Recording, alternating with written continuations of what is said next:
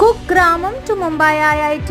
விருதுநகர் மாவட்டம் சாத்தூர் அருகே உள்ள படந்தால் கிராமத்தைச் சேர்ந்த தேநீர் கடை ஊழியர் செல்வம் பட்டாசு தொழிலாளி கனகவல்லியின் மகள் வளர்ச்சி குறைவு உடைய மாற்றுத்திறனாளி யோகேஸ்வரி. இவர் அருகில் உள்ள அரசு பள்ளியில் தமிழ் வழி கல்வியை கற்றுள்ளார். ஸ்டாலினின் முதல்வர் திட்டத்தின்படி JEE படித்து IIT மும்பையில் ஏரோஸ்பேஸ் இன்ஜினியரிங் சீட்டு பெற்றுள்ளார். இவரை மாவட்ட ஆட்சியர் ஜெயசீலன் சந்தித்து பரிசீலித்துள்ளார்.